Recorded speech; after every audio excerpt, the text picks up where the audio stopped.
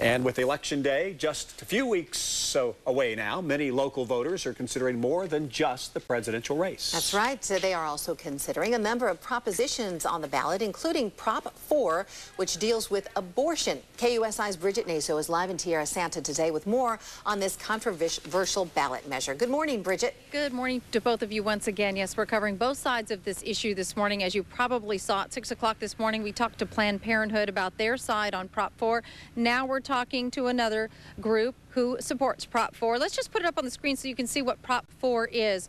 Prop 4 is a ballot measure which says that girls under the age of 18, they must have a parent or family member be notified by a doctor 48 hours before a procedure.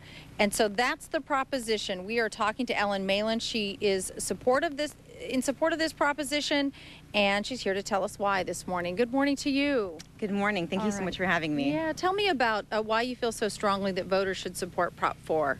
Well, I do believe voters should vote yes on Proposition 4 because this go-around, after looking at the exit polls from last time, we looked at what voters were concerned about, and they wanted to make sure that every girl in California was protected under this law, and that's what's going to happen. Based on national guidelines for notification, Proposition 4 says that a girl under 18 doctor has to notify one of her parents. And why is that so important to you? That's so important because what's happening right now is these girls are getting these secret abortions. And what Proposition 4 is going to do is say that if this girl's under 18, that if she's being brought in by someone who has assaulted her, or if she's in an abusive home, we want to make sure law enforcement finds out. That's what's really critical here. We want to make sure someone in her family gets involved and that she's protected under this law. But if you're sending a letter to the home, would that impede that by letting the parents know?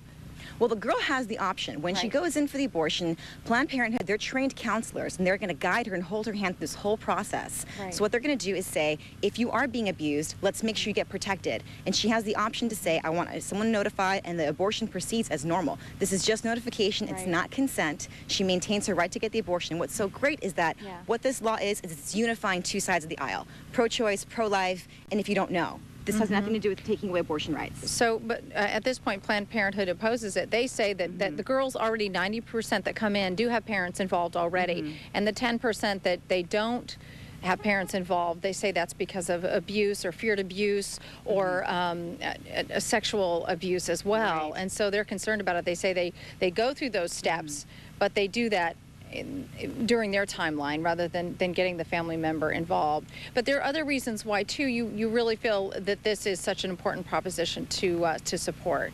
Right. Well, and the issue is that we do have notification laws in 34 other states across America for the past 25 years. So what happened is Planned Parenthood has the opportunity to come up with some cases and to show us why these laws are ineffective and maybe get them removed in the other states, but that's not happening because there are no cases of these laws harming girls.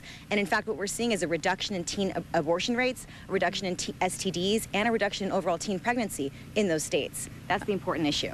Okay, all right. We will talk more about that a little bit more in depth a little bit later. Again, Prop 4 being supported by many individuals. It is, again, a very personal issue, and we'll bring you a little bit more coming up a little bit later in the next hour. Back to you. All right, thank you, Bridget. Bridget Naso reporting there, and some heavy fog behind